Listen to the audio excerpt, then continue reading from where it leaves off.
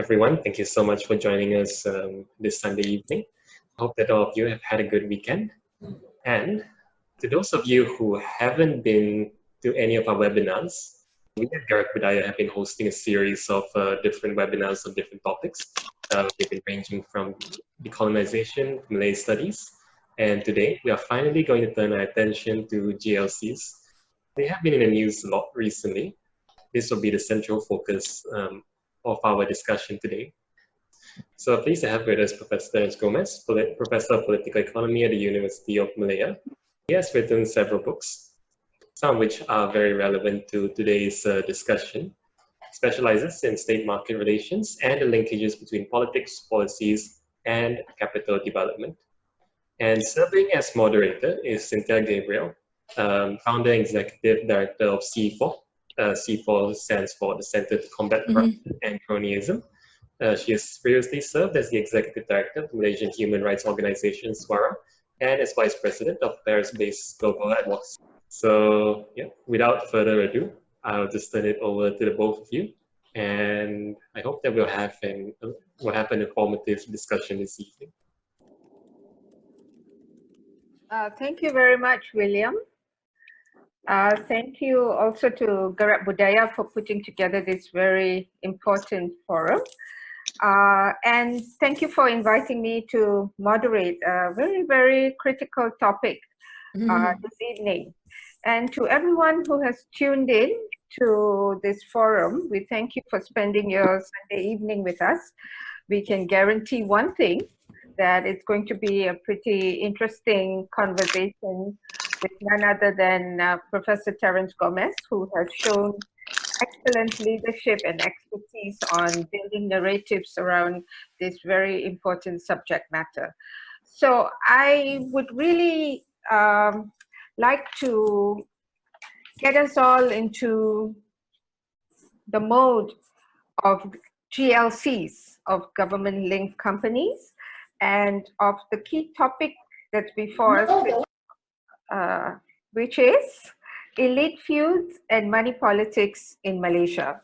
Now, it may sound like really a very heavy, big topics, but it's something that concerns all of us, and it's something that is really very contemporary and primary, and something that we hope Prof. Terence will be able to break down for us in detail, and very much so that he would be able to talk to us a little bit about a historical perspective as well. How did GLCs actually come into being? How did it become such an important, powerful force? And how does it actually link to money politics? Is there a link in the first place on political financing, as well as on how government-linked companies are being used? So this is how we're going to be spending the next 1 hour, actually talking about a very important subject from its origins and where it is actually today, with the new government since the 1st of March that took over, seems to be placing GLC at the very center of its leadership, and in ways that are rather controversial and worrying as well. So may I first invite Prof. Terence to enlighten us about what really are government-linked companies, and how do they come about? What role do they play in our country, to the country's economy? And are they different from each other, or are they pretty much the same? Thank you, Cynthia. And thank you to Garak Budaya for inviting me to speak at this forum today. Now, I'd like to start first with the issue you brought up initially, Cynthia, about the history. To understand the importance of GLCs in today's economy, we need to understand the history of the links between politics and business and where all this first began. The defining moment really was 1970, soon after the riots of 1969, when the government decided to intervene in the economy in a big way. And one outcome of this was the new economic policy, which was introduced in 1970. To implement the goals of the NEP, which was to eradicate poverty and to redistribute wealth far more equitably, one of the things that the government did was to focus on creating what they then called public enterprises. These public enterprises were institutions such as Felda, the SEDCs, one can include Bank Bumiputra, Halkra, Mara. These are all public enterprises. Later, these public enterprises began to be called GLCs. Now, these public enterprises are different from, say, statutory bodies. Mara is a statutory body, Petronas is a statutory body. And then we have other institutions like PNB, which is an investment fund. And later we had Khazanah, which is a sovereign wealth fund. So there's a whole range of different types of government enterprises. They do different things, but they're all collectively called GLCs. And that's why we need to make this distinction between GLCs and GLICs. GLICs are like Khazanah, PNB, Tabung Haji, and statutory bodies like Mara. It's a really complex world. So what has happened is, to make it less complex, people have just referred to it as GLCs. But now that I've defined what GLCs are, I'd like to get into how it all started. In the 1970s, when they created these public enterprises that began to intervene in the economy, what happened was they began to acquire a huge presence in the economy, and they became major players in the economy. In 1980, something else happened. At that time, Mahathir Mohamad in 1981 became prime minister, and he said, well, these public enterprises have intervened in the economy, and by the period of 1980, they acquired 12% of corporate wealth, up from 2%.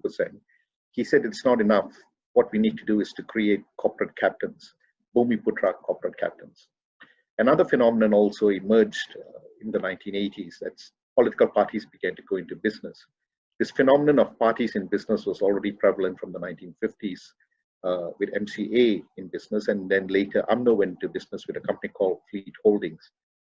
Mahathir felt that the interest owned by these political parties had to be enhanced, especially UMNO, because UMNO was too dependent on the MCA for business. So another phenomenon began, UMNO in business. So we had UMNO in business, we had MCA in business, MIC in business, and then we had the public enterprises in business. MIC and MCA went into business in a big way in the 1980s because they felt that since the public enterprises were becoming major players in the economy, and the public enterprises were set up to protect the interests of the Bumiputras, MCA said they're going to create multi-purpose holdings to protect the interests of the Chinese, and MIC said they're going to create mica holdings to protect the interest of the Indians. So suddenly in the 1980s, under Mahathir, the link between politics and business just grew out of control. And the 1980s, you will also remember, was a period of great number of political scandals. The Bank Bumiputra scandal, the BMF scandals, the MICA scandal, the MPHP scandal. Now I'm bringing this up also because these scandals clearly indicated that with political parties in business, it also led to serious feuds among elites, political elites within these parties. The best example of a political feud among political elites was the 1987 UMNO crisis. Team A versus Team B. I'm sure many of the older folk among the audience today will remember this Team A versus Team B. What was this Team A, Team B fight all about? In Team A, we had Mahathir, Daim Zainuddin, and Anwar Ibrahim. And the problem in Team B, we had Razali Hamza and Musa Hitam. Now, the problem here was Team B, Razali Hamza, once finance minister, said that Team A members, Daim Zainuddin and Mahathir, Daim Zainuddin was then finance minister, had begun to capture most of the corporate wealth for themselves. Corporate wealth meant for poor Bumiputras were now being captured by a team, a small faction within UMNO. And this was because of politics in business and policies such as privatization. The point about this Team A, Team B thing was it completely broke the party into two major parties. Semangat 46 was a breakaway faction. Team B broke away and became a separate party in its own right. You would see similar feuds in MCA and MIC. Now, this is one outcome of politics in business. The feuding among elites that emerges once political parties go into business, when politicians have an active place in the corporate sector. We didn't learn the lessons of Team A, Team B feud, of the feud that occurred. In fact, in the 1990s, after Mahathir had managed to remove Razali Hamza from UMNO, in the 1990s, the phenomenon that began to emerge was the focus on privatization. And here Mahathir wanted to create, as I said earlier, corporate capitals. And in the 1990s, we see the phenomenon of crony capitalism emerging. And this idea of crony capitalism was to create an elite group of corporate captains who were well connected. So from the Team A, Team B feud, because political parties were involved in business and it became a crisis, much of those corporate assets were channeled into the hands of private individuals. Alim Saad, Tajuddin Ramli, they later were seen as proxies for key elites in UMNO, specifically Mahathir and Tan. By their own admission, they said they were proxies for these leaders. So this idea of corporate captains began to emerge in the 1990s, facilitated by privatization. And then we had another group in UMNO at the time, led by Anwar Ibrahim, who Anwar Ibrahim's people also began to go into business in a big way. And then suddenly politicians now were becoming key players in the corporate sector. Now, all this came to a head in 1997 when we had the currency crisis. And then we had the Reformasi in 1988 with Anwar versus Mahathir. So you can see a persistent history of feuding among elites because of politicians having a direct link in politics. So this is not new. What we are seeing today really goes back. We can see it perpetuating itself consistently in our history. Now, in 1997, when we had the currency crisis, many of these politicians who were in business, including Renault Group, Mars, all held by these proxies, all collapsed. And what happened was the government had to go in and nationalize these companies. So the phenomenon of the 2000s was, with the nationalization of all these politically linked companies, was the re-emergence of GLCs, with the government taking over all these well-connected companies. GLCs became a major phenomenon in the 2000s. And if you look today at the top 10 companies, 8 of them are GLCs. That's how important they are today in the economy. About 42% of the total Bursa capitalization is controlled by GLCs. That's how significant they are. Now, the emergence of GLCs today in the Malaysian economy is precisely because of these feuds that we have seen in history between political elites. And as I said, they continue to perpetuate themselves, and this was most clearly manifested again with the 1MDB scandal and in the 2018 general election. Mahathir talked about how the phenomenon of cash is king had become very prominent. Now you can see in 2018, the big scandal of that time in the run-up to the election was 1MDB. 1MDB was a GLC, but it was not just 1MDB. We had the Mara scandal, we had the Tabung Haji scandal, we had other scandals involving LTAT and the Scorpion scandal. All these scandals all were linked to companies which were GLCs.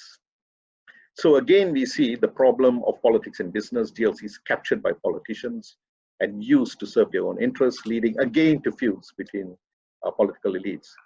And now we have Muhyiddin. Muhyiddin now in power, and Muhyiddin doing the same thing. The idea of using these GLCs to consolidate his political base, using the GLCs to give out political appointments. So we are seeing here now again the return of this phenomenon of politics and business in a different form. This has been a debilitating issue in Malaysian politics. This is now something we really need to redress. I'd like to end on this point. What we are seeing here are 3 things, 3 key themes. First, elite domination. Second, the concept of patronage. And third, also the issue of political financing. The reason why these politicians went into business or used these institutions, politics and business or GLCs, capturing control of the GLCs was directly linked to the issue of political financing. 1MDB was about political financing. The Team A, Team B, there was a big issue also how money was used in those elections and how it permeated the party system, creating a patronage system, which led to the escalation of money politics in UMNO, which broke the party. So this is why we have to pay very close attention to the idea of the GLCs and how they are being used by the government because of this history that I just mentioned. This is the history Malaysians should know more about. Thank you very much, Prof. That was really a very quick rundown and a very interesting one.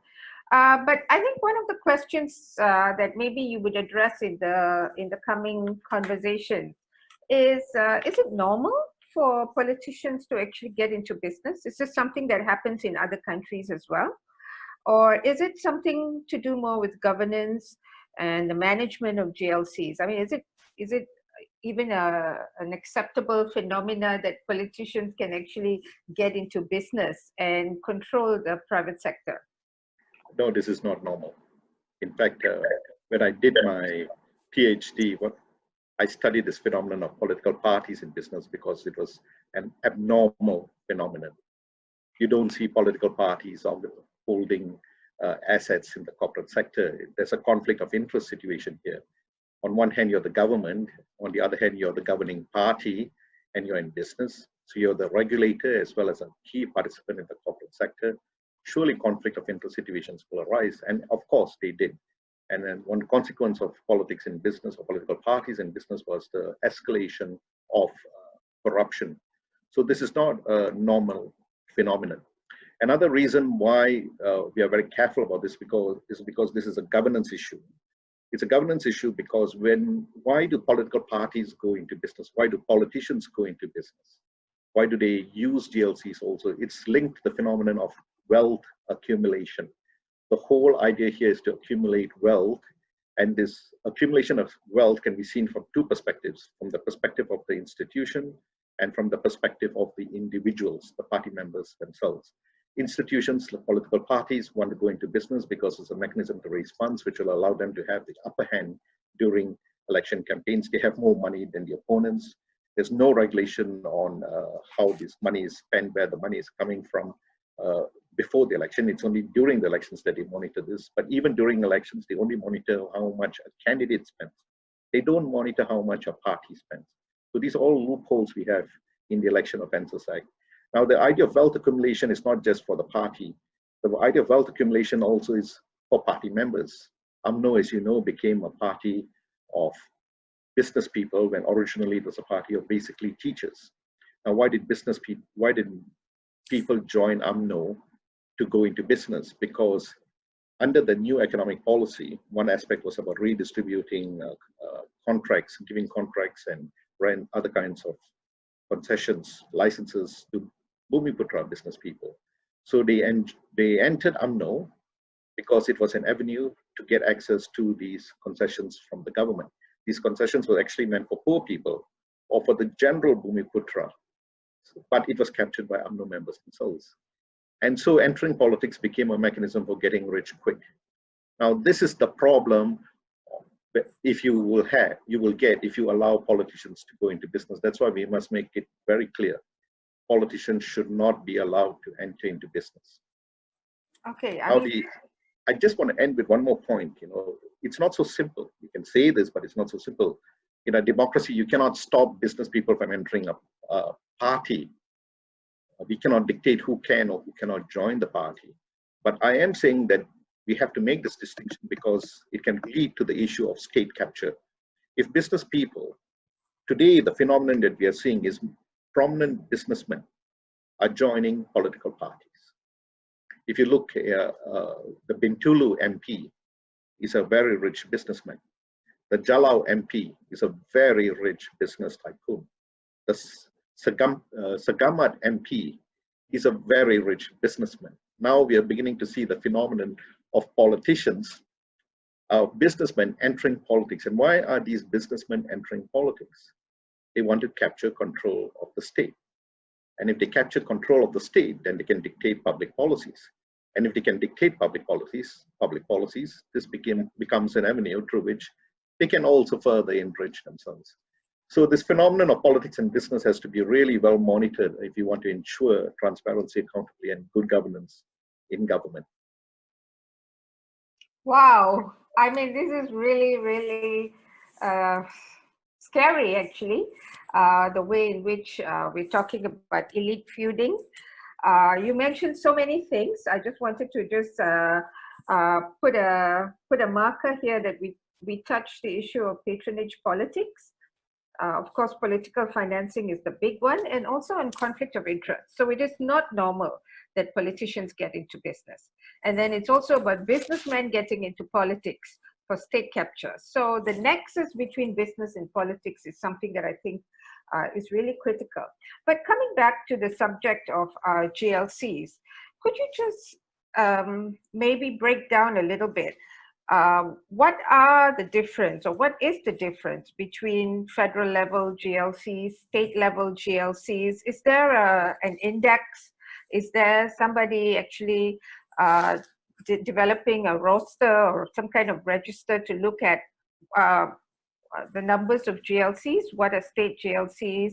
Can local government also form GLCs? I mean, how does it work? Can you just maybe just get back to the topic of GLCs for a bit? Yes, that's important. It's important to get back to the GLCs because the phenomenon of political parties owning business is now a phenomenon of the past. UMNO, MIC, MCA, the volume of assets they own in the corporate sector has diminished significantly. MCA still owns the Star. That's probably one major phenomenon that we are seeing. UMNO still has an interest in Utusan, but that's about it. We don't see them being major players. Parties are no longer major players in the corporate sector. What has emerged as a major player in the corporate sector are the GLCs. So I mentioned earlier there are different types of GLCs, statutory bodies like MARA and Petronas, an example, Khazanah, PNB, EPF, these are GLICs. Now, what is important here is this. Initially, they were standalone enterprises, but these federal level GLCs or GLICs or statutory bodies then began to create companies. And suddenly what we saw was a proliferation of companies. Statutory bodies are enterprises created by a particular law. Felda, for example, MARA, for example, Petronas, they have a particular law that oversees them. But these statutory bodies have in turn gone on to create a whole slew of GLCs, and they fall under the Companies Act.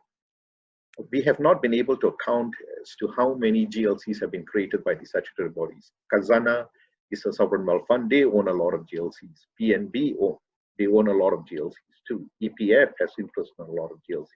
LTAT and Tabung Haji, they are pension funds or savings investment funds like the Tabung Haji. They have a whole slew of GLCs too.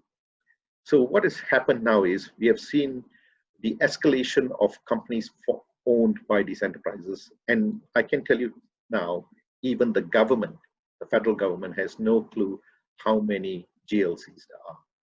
While the GLICs and the statutory bodies are in the public eye, while the publicly listed GLCs like Maybank and CIMB are in the public eye, nobody knows anything about the unlisted companies. And there we have a shadow corporate world.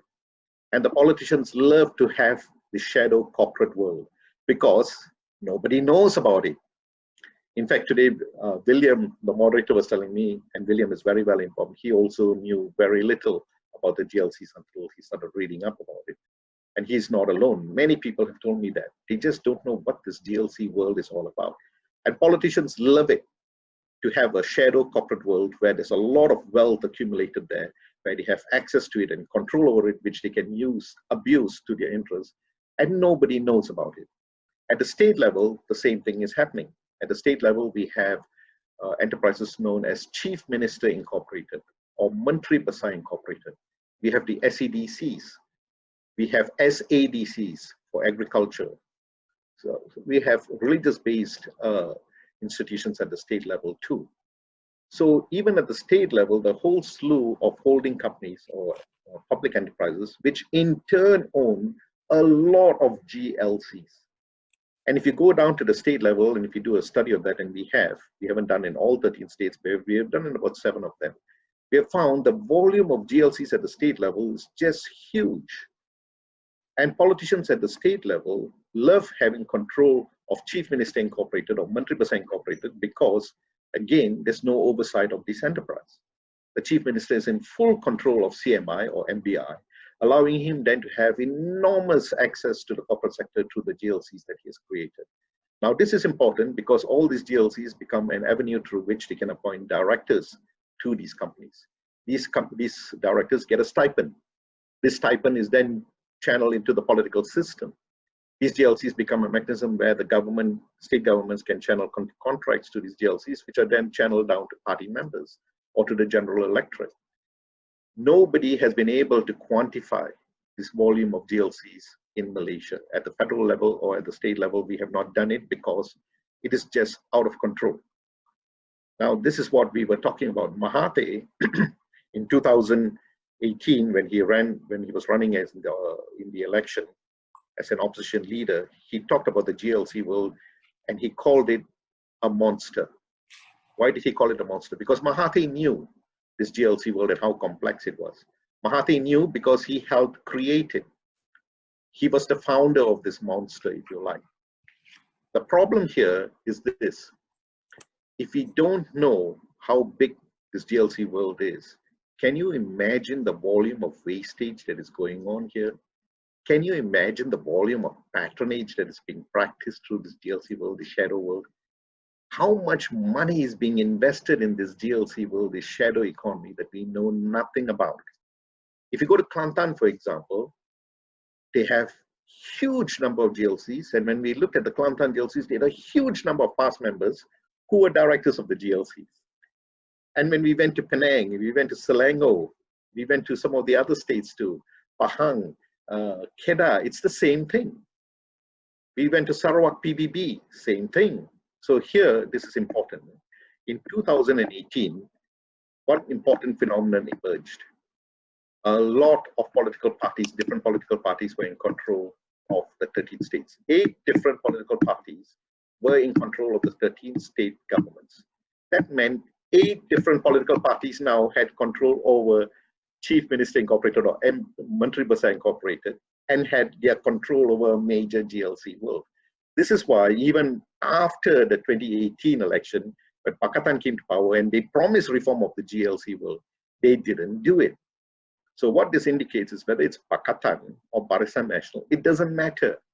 All these parties have an interest in the GLC world because through the state governments, they control this huge enterprise base through which they can practice patronage and distribute rents and get access to the electorate.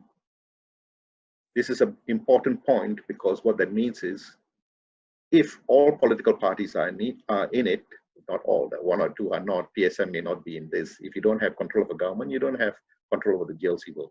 But the point is this, if most political parties are doing it, where is the change going to come from? Who will have the political will in the political system to bring about the change if they have enormous control over these economic resources? I want to end on this note. I'll just end on this note before you come. Why this is important? Because today we are in an economic crisis. If the politicians continue to abuse the GLCs today in this economic crisis, then we are really going to be in dire straits. Sorry, Cynthia, back to you. No, no need to be sorry. I think everything you're saying is really mind-blowing.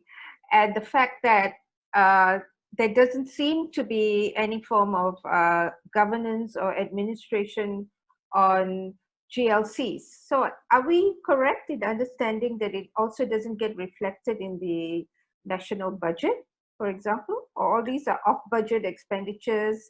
You call it shadow economy. So maybe you can elaborate a bit on that. Yes, it's not in the national budget because, as I said, nobody knows about them. They are there. They are there. They exist because they come under the Companies Act. But here we go back to the definition of a GLC. Many people don't even seem to realize that these companies are GLCs. We see them as private firms. And these private firms are only duty bound by the Companies Act to submit their annual audited reports, and which they duly do.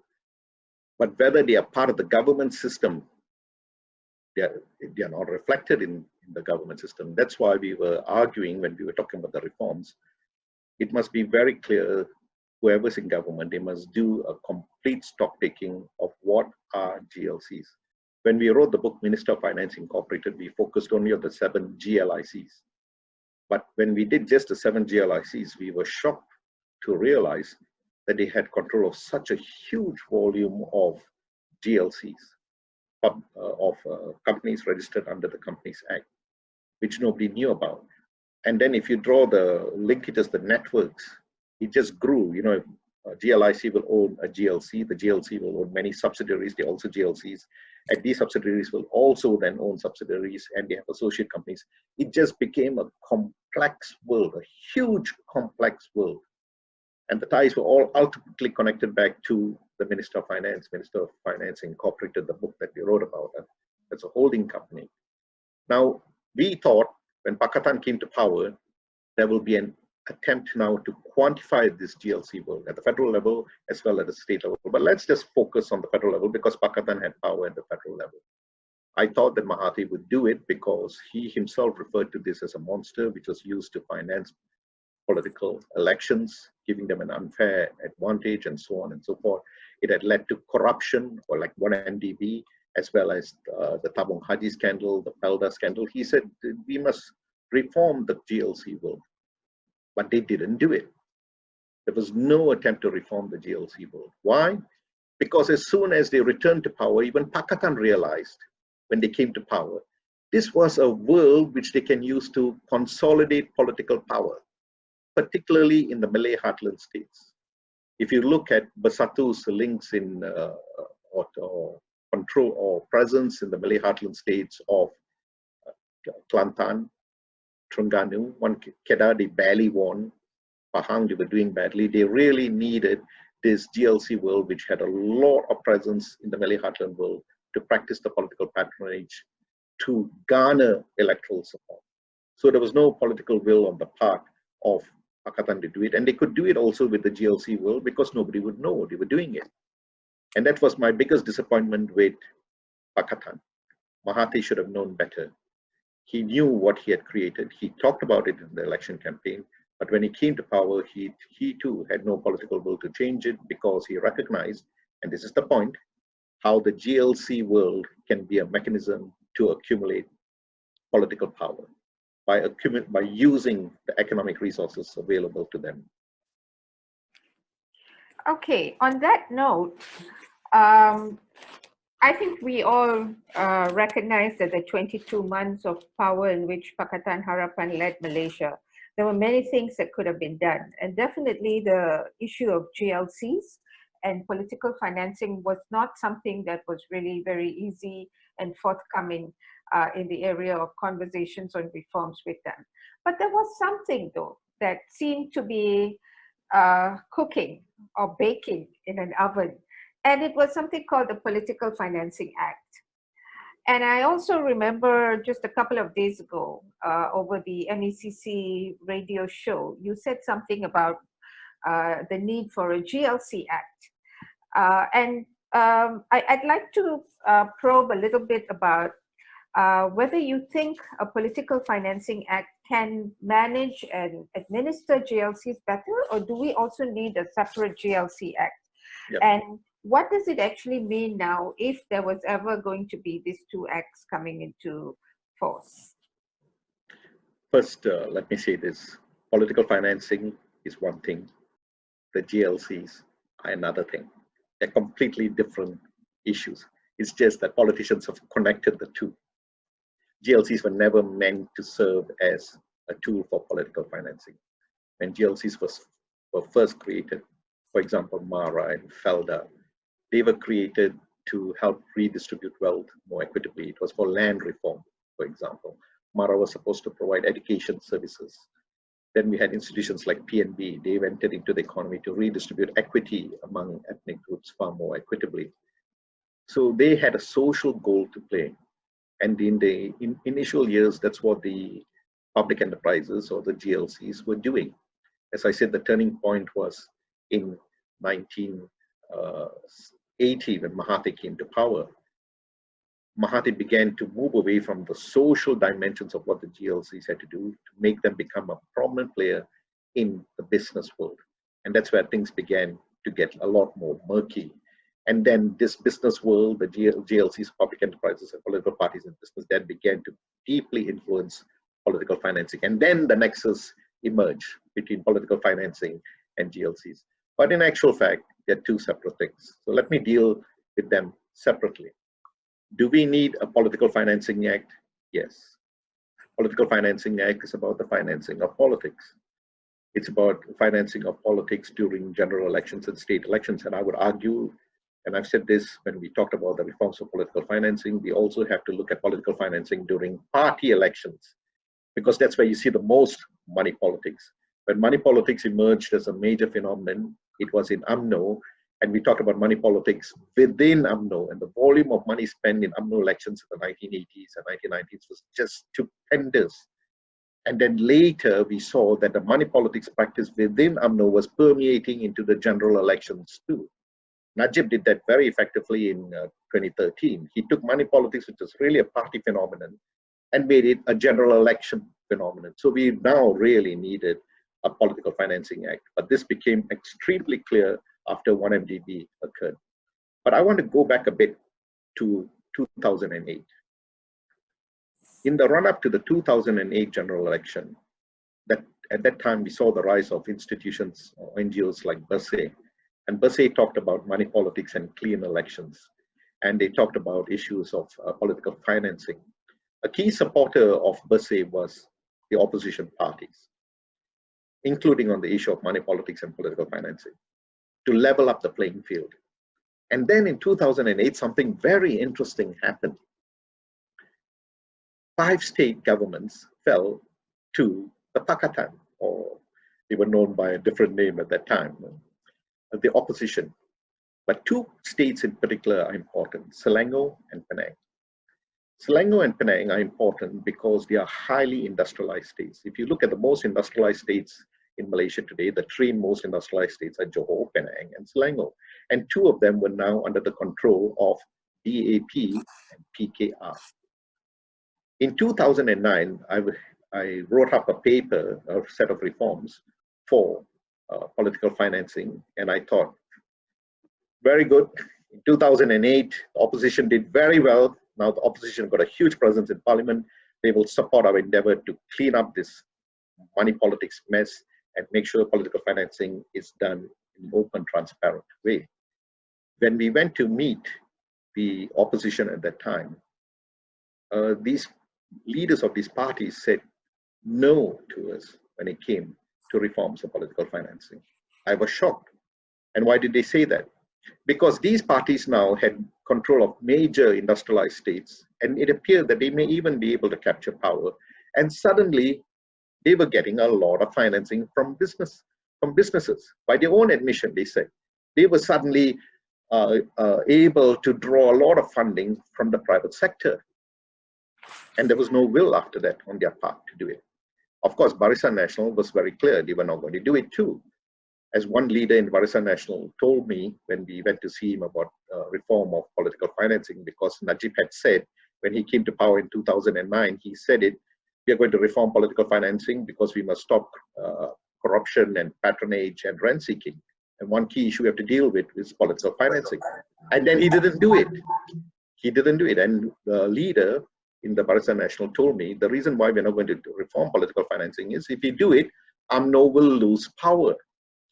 So suddenly, after 2008, there was no political will on either side, whether Perikatan or Perikatan Nasional, to reform political financing. In 2013, to our horror, when we studied the 2013 election, we were shocked at the volume of money that was spent in the 2030 general elections.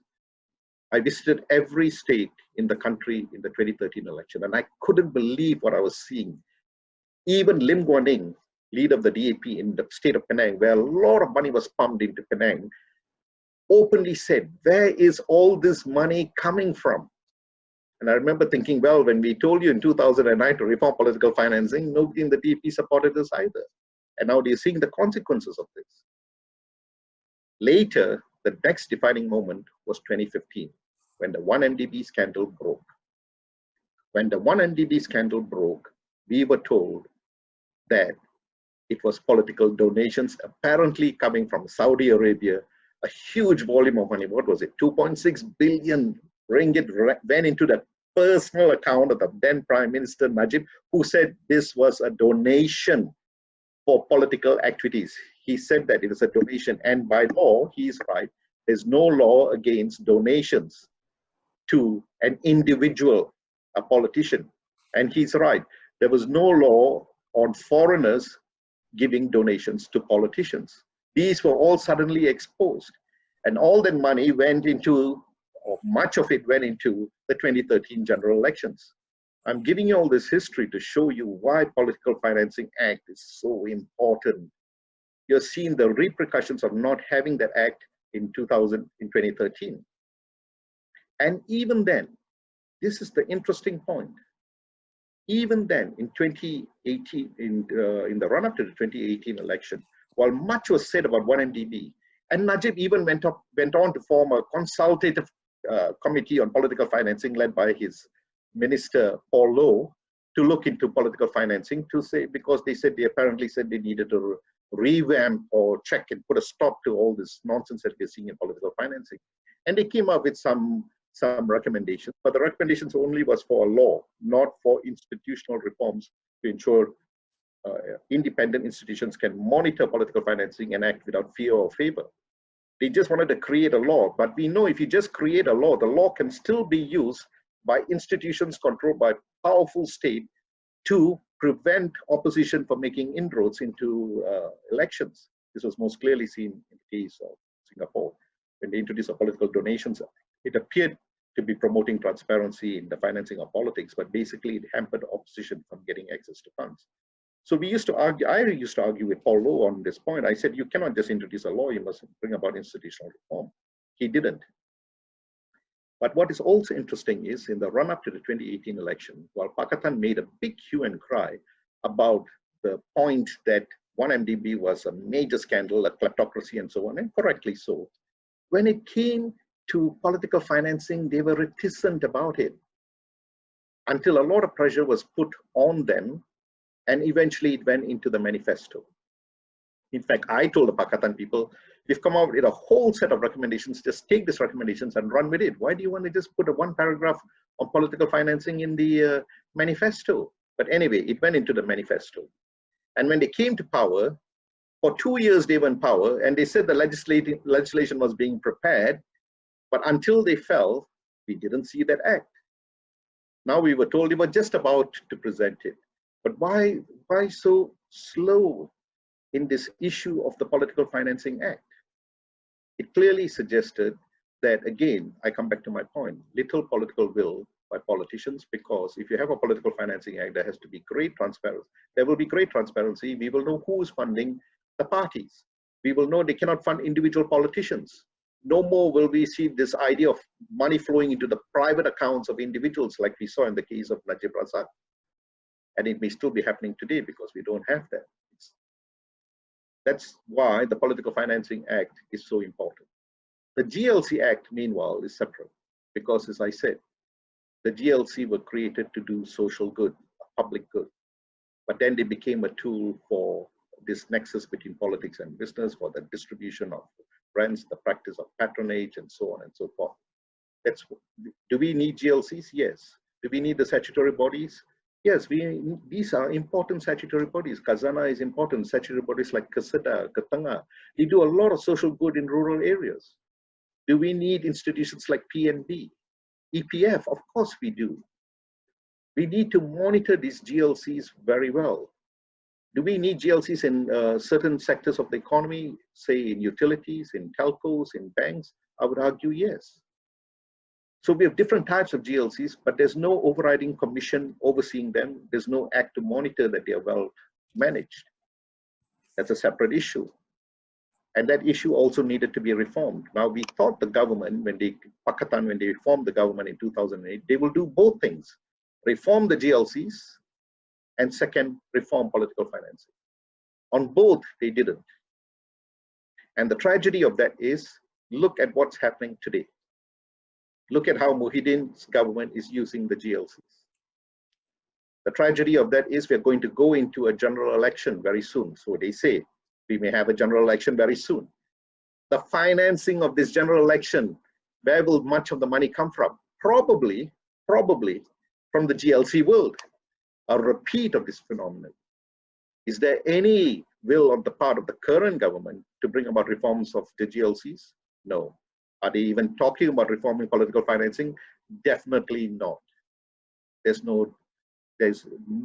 there's no way they will talk about these two issues, because in the current climate where we have a weak government, these two things are very important. Having access to money to bring people the issue of party hopping, and second, to use the GLCs as a mechanism to give people access to positions so that they'll remain with the coalition and not hop over to the other side. This phenomenon of party hopping is becoming very important now, because people can just hop over and the government today can fall tomorrow. Mahathir himself has said that I can form the government very soon. So these mechanisms of the GLCs and political financing are core mechanisms available to political elites to keep themselves in power. And that's the tragedy of Perikatan now. We are going to see more of the same under Perikatan. In fact, I think we are probably at a time where the situation looks really quite critical. So one of the takeaways that I can see from this whole forum is that the coming general elections, the snap elections that everybody's talking about, and which is likely to happen soon, maybe at the end of the year, is that the public need to actually demand that the reforms around political financing, and asking where's the money coming from for GE15, that needs to actually take place. So between now and then, we really need to do a lot to actually get the general population, because I just want to take one point from what you said. There is no political will to reform political financing or to actually reform GLCs. So the only section of people that can actually demand this and to put pressure on persons that are going to be running for the elections and claiming to represent public interest and so on, is that they must actually commit to some form of reform. So I think that that's a very important demand for GE15. If there's a way in which we can think about framing it, that would be a good discussion during the Q&A session. Now, just to probe this subject matter a bit, we all know it's reached a critical state because members of parliament are being rewarded by giving them positions into GLCs, which has a number of problems here, because members of parliament are meant to serve their constituents, the constituency that they represent. They're supposed to already have income, salary, and work towards public interest. But here they're also now being appointed into GLCs. And so one, their interest will be diverted, but more importantly, they are actually now being given access to more power. And is it even something that we should categorically object that members of parliament should not even qualify to head GLCs? Or is it okay? What is your opinion? It's definitely not okay. In fact, again, this is a rather unique phenomenon that we are seeing, where politicians are being appointed to institutions owned by the government. You don't see this in other countries. In fact, it already raises a red flag. A member of the ruling government is sitting in a state-owned enterprise, a government-owned enterprise. Clearly, there's a conflict of interest here. So why are they doing it? Secondly, history is important. Let's look at the major scandals that we have had in the past. The Mara scandal, it was led by an UMNO politician when it was exposed. Felda was led by an UMNO politician when it was exposed, Isa Samad. 1MDB ultimately was controlled by the Prime Minister himself. We had other scandals, the NFC, the National Feedlot Corporation scandal, it was linked to an UMNO politician too. We had the PKFZ scandal, which was linked to MCA and this and other MPs. So if you look at all these scandals that we have had in the past, they were controlled by politicians. Now, if we have this history of politicians when they take charge of key institutions, public institutions, and these politicians now having, because of their control of these public institutions, ultimately leading to the phenomenon of grand corruption, even a kleptocracy. Why haven't we learned our history? Now, Muhyiddin, as Prime Minister, knows this history very well. After all, Muhyiddin was a long-standing member of UMNO. And Muhyiddin was one of the key critics of 1MDB. Muhyiddin knew how the system worked. So why, if Muhyiddin, knowing how the system works, is allowing for politicians now to be appointed as directors to the very same institutions that I just mentioned. MARA, for example. The whole board of MARA was removed, and a lot of politicians were appointed to the MARA board. FELDA has now come under the control of politicians again. So what we are seeing here is precisely the tragedy that we are confronted with today. Politicians in power, including Muhyiddin, knowing very well how the system works and knowing that the system should be reformed. And this is the same Muhyiddin who in the first speech said he's going to bring a stop to corruption. When he first spoke about his stimulus package, in that speech, he said one of the things he's going to do is stop this corruption which is quite pervasive in the country. And then he goes and does the precise thing that contributes to corruption in this country, the serious corruption in this country.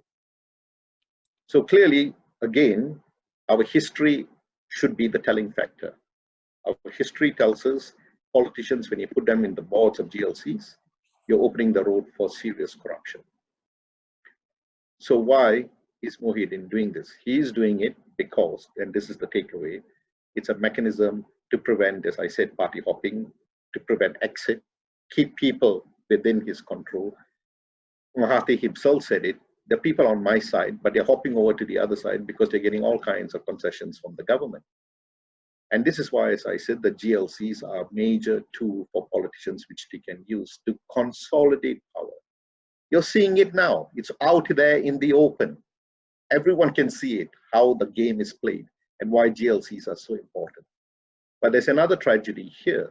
Muhyiddin, when he announced the stimulus package, clearly said, because we have the pandemic, this health pandemic has meant a closure of the economy. I have to close down the economy completely. All companies have to go into lockdown. What that meant was, by his own admission, since private firms cannot help sustain the economy, there's only one institution that can do so. That is the GLCs. And he himself, he and Tunku Zafrul, the finance minister, spoke about a government ecosystem. Zafrul, when he talked about the government ecosystem, was talking about the GLC world. And Muhyiddin and Zafrul were very clear. The banks, the GLC banks, Maybank, CIMB, RHB, there was a moratorium on loans. Very important. It helps sustain companies, prevent unemployment rates from going up, preventing bankruptcies. The second thing they did, the utilities, especially Tenaga, reduced the rates for power supply. Very important too. Keeps the companies afloat, helps the general public too. The utilities, the telcos, reduction of rates on the telcos too. These are also GLCs. The GLCs suddenly became a key institution to save the economy. We needed the GLCs to save the economy. And I'm talking about other GLCs too, like SME Bank, Agro Bank. These are important banks to sustain different sectors of the economy. The SME Bank will support the SME sector. Agro Bank will support the agricultural sector, food security. You cannot play the fool with the GLCs when you have a pandemic of this sort. And what did he do? He then went and appointed politicians as directors of these very same GLCs that we are looking to save the economy. Now that is really, to my mind, not acceptable. And that is why this forum is so important, to show the world, Malaysians, why this is not acceptable. If they carry on doing this, can you imagine what it will mean for Malaysians as a whole? Bankruptcies are going to proliferate. The unemployment rate is going to shoot up. We are all going to be in dire straits because the very institutions we needed to use to save the economy are being abused to save the politicians or to keep them in power. This is what Malaysians should know. And this is what Malaysians should take away from this talk too. What can we do now to prevent this abuse of GLCs when they should be being used in a transparent, open manner to save the economy? Okay, on that note, I think we will now start talking about what is it that we can really do. There is a question actually from the audience, from the people participating in here, some very interesting questions, but I would take the one first about where would money to operate general elections otherwise come from if it wasn't from GLCs? Yeah, there are many ways which political parties can get money. Look, when we came up with the reforms, we had a whole document on the reform plan. We said the aim of the reform plan, political financing reform plan, was actually to support political parties, not to undermine them. We want to have well-functioning political parties. We want to have political parties that have funds, adequate funds to do the work that political parties need to do. They need to do their mobilization work. They need to do their advocacy work. They need to hire people to do that. So where do these funds come from? You can have a transparent form of donations where we allow for permissible and non-permissible donations. We were talking about caps. If companies want to donate to parties, they can, but there must be a cap. Because if there's no cap, then these businessmen or these businesses that are funding these parties can capture control of the parties. So there must be a cap, and it must be transparent. The second issue which we were talking at length about was also about public funding. Now, public funding is a very important mechanism to ensure transparency in elections. What this means is, if you want to have a well-functioning democracy, we must be able to have well-functioning parties. Well-functioning parties need money, and this is where public funding comes in. 70% of countries, democracies, have public funding. And public funding is a mechanism to channel money to political parties to ensure that they are able to have sufficient funds to run in elections, to run their general political activities. Now, these are just some of the mechanisms that we put in place, which we suggested, which were based on best practices, which we had studied from many countries. We have a whole, as I said, document on this. And this is where it becomes important. When you have this kind of transparency and when you have public funding, the volume of funds that get into the political system then becomes controlled. And that's what we want. We don't want an overflow of money, and actually we don't know where the money is coming from, flowing into the political system, and then that corrupts the entire political system. So this is the point. Public funding and transparency also in terms of the funders, with a cap on who can fund. There are also individuals who can fund, and there's also a cap on individuals who are also funding parties. Those are the main recommendations that we made at the time.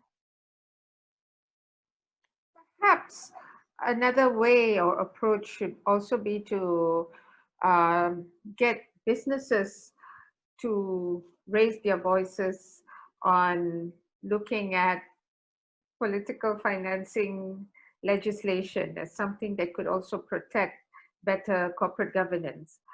What do you think of Section 17A of the corporate liability provision? Will that help in any way? Yes, in fact, that's a very important point.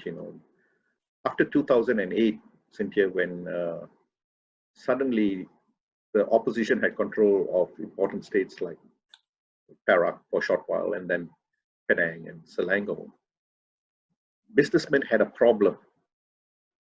At the state level, they had to deal with opposition parties. At the federal level, they had to deal with Perikatan Nasional. So how do you cope in this situation when, on one hand, at the state level, you have to deal with DAP and PKR, and at the federal level, you have to deal with UMNO, MCA, and so on and so forth. So what did politicians do? Politicians funded both sides. Sorry, what did businessmen do? They funded both sides. They funded both Pakatan as well as the Perikatan Nasional. Can you imagine that how much money went into the system? Of course, how much each coalition got varied. I can't speak to who got more. I do think that Perikatan Nasional had different access to funding, which helped them generate more funds for the elections, which we also saw in 2018. But the point is this: businessmen now suddenly realize they had more expenses on their hands. So that's why, in that sense, things such as Section 17A of the MACC Act is also very interesting, because that puts a lot of emphasis on the board of directors to be more open about their business transactions, or how they handle funding that comes, how they handle donations to parties. Now, there's nothing wrong with businesses donating money to parties, but they must get the approval of the board or they must get the approval of the shareholders. In England, that's also the case. If you want to donate, the shareholders also must approve it.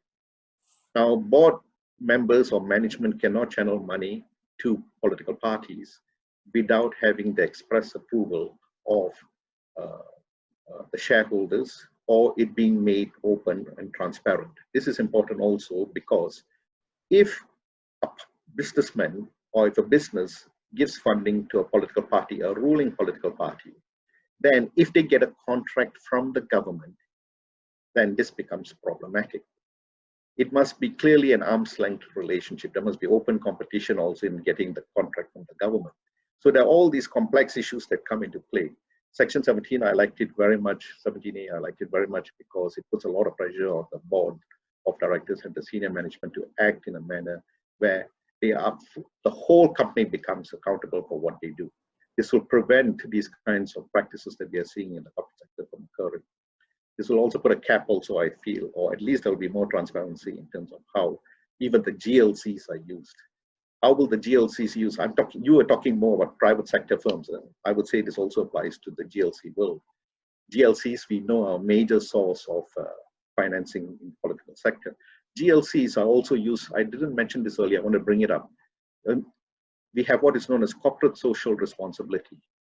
Companies claim, GLCs claim they're doing corporate social responsibility. That means they go down to the ground and they do something socially responsible, creating roads, providing a hospital, or creating utilities, water supply, electricity supply in rural areas, particular areas. But it so happens that the CSR they are doing in these areas happen to be constituencies that these political parties want to win in, where it's shaky.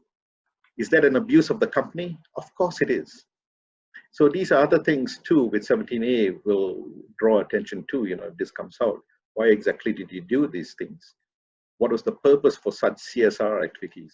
So you can see 17A more broadly in terms of how it ensures greater importance on the management of these companies to ensure they govern well. Their fiduciary duties are done in a manner in which, if they don't do it properly, they can go to jail for it. Okay, that's really very interesting. Now, there's another very good question here. It's about the shadow economy of GLCs and whether they are connected to offshore tax havens. I think we're talking about the issue of grand corruption just now. Grand corruption, 1MDB. Yeah. Yes. And so to what degree? You see, the interesting thing about 1MDB and Najib is this. Until 1MDB came along, much of the corruption involving GLCs was within the country. Before 1MDB, when there was corruption, and corruption has just permeated the body politic, it's become a scourge in the general economy too. It's a serious issue in this country. We really have to do something about corruption in this country. That's why, Cynthia, I want to commend you and your work in C4. What you're doing is really very important. The level of corruption in this country, I don't think we are only touching the tip of the iceberg when we talk about corruption. It's just so pervasive. The paradox is this: how did Malaysia, with all this corruption that I just mentioned, continue to register high growth rates? How did Malaysia continue to move up and emerge as a country that was on the verge of becoming a highly industrialized economy? How did they do it? And this is not unique only to Malaysia. One can argue the same thing is happening, say, in China. One can argue it's happening in Vietnam, Indonesia.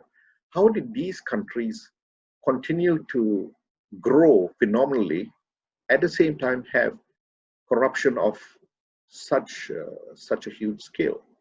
This is where the concept in the literature, we talk about developmental corruption. The corruption is within the country. So I'll give you a simple example. I, as a prime minister, give out a contract to a businessman. This businessman gets his contract at an escalated price. But the businessman then goes and subcontracts it to a genuine businessman who does the contract. And so you see economic growth. The project gets implemented. You see spin-offs from this. And so there's economic growth going. But a hiving off of much of the money at the top still happens. So you have corruption, but you also have simultaneously growth. Then you have degenerative growth. Now, degenerative growth is when you give a contract to someone and he just pockets the money and he walks away with it. Or he does what 1MDB did. They take the money out of the country.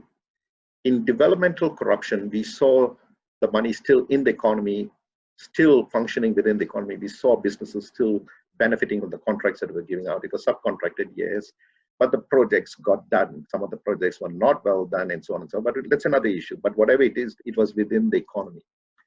1MDB was a major difference. The money was channeled out of the country. The money went into projects which were complete waste of resources. They went into the buying of property, the buying of art pieces, and so on and so forth. The making of a movie, an interesting movie too, it was on corporate fraud.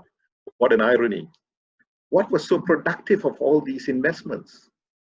And you saw, this is, you know, the money laundering that happened. It involved money being channeled into the Cayman Islands and all these safe havens. There was nothing productive in that kind of corruption. And that's when Malaysia became known as a kleptocracy. That's the difference. Before that, we never used the word kleptocracy in Malaysia. Kleptocracy became a phenomenon that was used in Malaysia only after the 1MDB scandal was exposed. So the good thing about the expose and 1MDB and the fall of the Perikatan National government was it showed that the Malaysian electorate is not going to stand for this. They had learned what would happen if you have corruption of such a grand scale. And for this, I commend the Malaysian electorate. What they did in 2018 was phenomenal. Nobody expected this election victory for the Pakatan Rakyat. But it showed that Malaysians were aware of the impact of such grand scale corruption, the siphoning of money out of the economy, the implications of this on the domestic economy, as you saw. To solve the problem of 1MDB, they had to introduce new taxes, including the GST, which was a huge burden on the electorate. And the electorate, recognizing they were already in dire straits and had to deal with a new tax, they responded through the ballot box. So these are important things we need to understand too. Developmental corruption as opposed to degenerative corruption. If you do not check corruption, you can get a kleptocracy of the type that we saw in the case of 1MDB. And if we do get a kleptocracy, then we can be very certain the economy will collapse and it will have serious implications on people as a whole. These are the important lessons we have learned. The question is, are the people in power aware of these important lessons and are they doing something different? Unfortunately, no. It comes back to us, we Malaysians have to do something about this to stop what is going on among the political elites. Yeah, there is a question also about what can an ordinary citizen do to call for reform and to ensure that changes take place, because a 1MDB or a 2MDB can happen again without the institutional safeguards and without, say, for example, the fortifying of Bank Negara, MECC, and several other institutions that need to actually work together. I mean, how do we even start to look at what do we want to call for in this coming GE15? We're not going to simply give our vote to the politician knowing that the mechanics are going to be the same post GE15. There must be something that the public can actually demand for. So could you maybe inspire a little bit of confidence among us about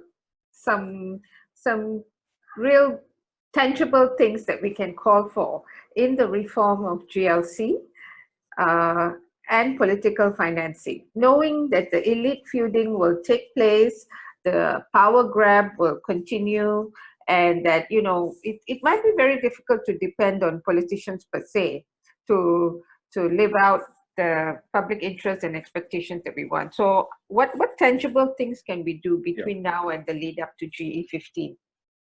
First of all, let me say this. We have done it before. 2018 showed that we can hold our politicians accountable. So we must take inspiration from 2018. What we are concerned with is how we are deeply disappointed by politicians who were elected, put in power, then now doing what they're doing now. But having said that, history has also an important lesson from history is the importance of elections, the importance of your vote in terms of what you can do to bring about change. One important thing here now also is when we vote, we tend to vote along party lines. I think it's about time we also looked at individuals. We have to look at who are the individuals we are voting for. I think this idea of voting for along party lines is a serious issue because when you look at parties, I want to come to this point. This is an important point which I haven't mentioned. One of the issues of political financing or political financing within parties is it created a warlord system, for example, in UMNO. The warlord system meant that these people had control over the divisions.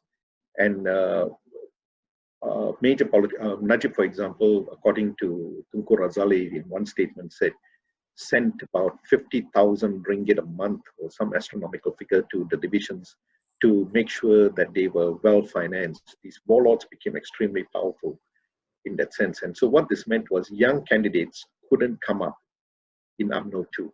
The warlords got re-nominated. That's why in the last election, you will see a lot of corrupt people who were known to be corrupt were still re-nominated by UMNO to run in the elections. So this idea of voting for UMNO because the UMNO should stop, or voting for Perikatan Nasional should stop. If you should look at the individuals, if they are corrupt and you know they're corrupt, we should make it a point to expose them and ensure that they don't get re-elected. That's one important point. The second point, which I think we should stress, is education. You know, I have great regard for companies like Gerak Budaya, who's the host today.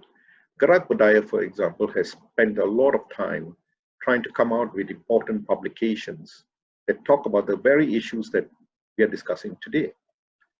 Now, a lot of work has gone into all the issues that we have spoken about. Since here, you know, since 2008, we've been talking about political financing reform. We have come up with at least 2 or 3 publications on this. We came out with a book on Minister of Finance Incorporated. We've come out with a lot of books on elections and the nonsense that is happening. A lot of academics have done some good work too, including NGO people have done good work too on the nonsense that occurs during general elections and how to try and stop it. We have to be educated about these issues. We have to know how the system works. What we are seeing here is an institutional structure that has been exploited by politicians to serve their interests. We must understand how this political system works. We must know how then to use the education we have to further educate other people. One of the good things about the last election was how the middle class, the very people who are probably listening into this program today, young people from the urban areas went back to the rural areas and educated the people in the rural areas too about the corruption that was going on and how there was a need to stop it.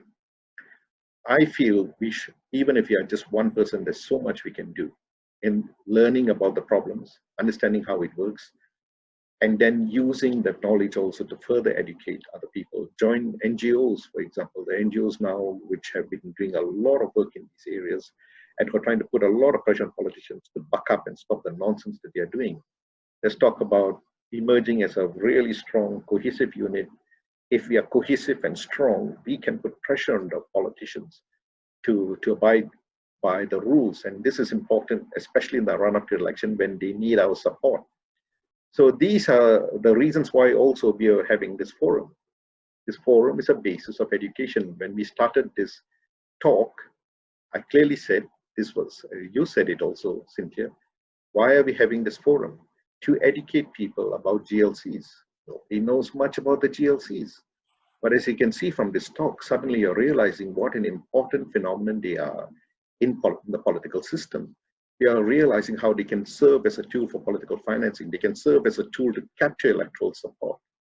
These are the things that we should be aware of. These are the things we should do to educate the electorate in terms of how the system works. And to expose it to the politicians, we know what you're up to. What are you going to do if you put in, can we have a real pledge, for example, that you'll do these things? And if you don't do it, you have to step down as a sitting member of parliament, you know, along those lines. We have to start thinking along those lines because, as I said, on both sides, the politicians have let us down.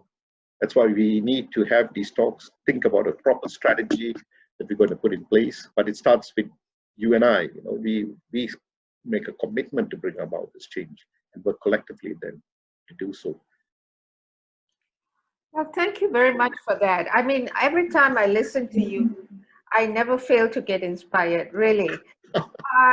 It's amazing. I mean, how you break down such complicated issues into really powerful, demands for change that we all need to embrace. I just wanted to recap a couple of things because it's a heavy subject, and it sounds like it's all this elite feuding, maybe too much for ordinary folks like us to grasp. But I just wanted to say that you have proven so much today that it is really an issue for all of us. It's really an issue for all of us to understand. And it's an issue that encompasses so many different subject matters that we need to further take on. I mean, we're talking about patronage politics, something which is so difficult to break because it's been so much a part of the system. It's how politicians need to feed on to survive. And so what do we do and how do we break the patronage system? We talked so much about political financing, and you really have to break it down into from the history right down to how things are today and why members of parliament are so happily accepting positions when they should not actually be accepting positions. There were one or two, I remember, that actually said, no, I don't want that. And that should be something that we should ride on, to say, I mean, for whatever reason, it's like, yeah, I mean, there's no need to accept a position in GLCs for whatever reason. So I think the public call should actually be stronger. And you made it very clear that the issue of conflict of interest is very central to a failed governance. Because once you have a conflict of interest situation, you actually start to perpetrate possibilities and potential for corruption. And I think one of the other very strong points that you talked about is the need for strong watchdog institutions. So it's not just the MACCs or Bank Negara, but it's also people like us who can do social audits, who can do different forms of budget trackings or trying to track GLC performance of politicians and how they also build their nexus with businessmen friends. So some of them are becoming very evident in court cases that are going on now, like the court case of Tengku Adnan, of Zahid Hamidi, Rosmah Mansor, and so on. I think the message finally we're trying to say among all of us, right, to the politicians, is GE15 is coming. We're pretty tired that this whole impunity thing is just, manifesting itself into and snowballing into something really big and uncontrollable. So it may be a very important way for us to actually look at what tangible demands we want to actually outline between now and GE15 to tell the politicians that if you want us to vote for you, this is what you need to publicly commit to, or something like that. Yeah. So I think the conversation and the forum today is probably a very good start to help us put something together. Maybe I'm not sure if Garab Budaya or any of us can actually work with you on developing simple campaign demands along these lines. I'd be happy to help. Yeah. I would be happy to help with these campaign demands. I think, in fact, they're important. I say this also because we are watching now the important cases that are happening. I was shocked when Musa Aman was released of the charges against him, because the charges against him were about political financing, which was related to timber concessions. But ultimately, they were told he was released because they were political donations and there's no law against political donations. I was shocked by that case and how he was released. So suddenly political donations for corruption is okay. So how could that be? The next case, of course, we are watching. In 2 days' time, we will know. Will Najib Razak be found guilty for the charges against him? That will also be very telling, especially if he's not found guilty. What does this mean? We have other cases. Rosma's case is very important because Rosma's case was also about political financing. When she got this kickback of about 190 million ringgit for this contract to supply power supply to rural areas, it was said in the court case that it was a political donation for her husband's party, UMNO. The case of Adnan Mansour, in that case too, it was said the 2 million that he got was a political donation, thereby legitimizing the money that he got.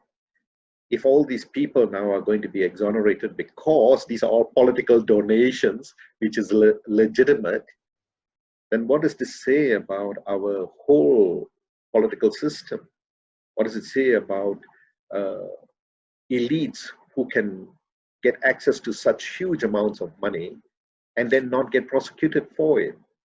And where is all this money going to go? It's going to go back into the impending election too. So I think a campaign also will have to be focusing on all these cases that we are seeing where politicians are being exonerated for crimes of corruption involving political financing, and make this an important lesson too in the impending election. There's much to be done, and I fear we don't have much time. So the more people we have on board working together collectively, I think it will help us mount a proper campaign against this abuse of funds in the impending election. We have to make sure that doesn't happen in the next election. Okay, well, we're just about running out of time. It's almost 9:30. I don't see any further questions on the chat group. So can I hand it back to William? Okay, I can definitely take over from here. I had a lot of thoughts as the discussion went along, because like the sheer magnitude of the problem is just staggering. But then like on an ordinary level, it's just like the kind of thing that we just cannot see from, let's say, like from the ground level.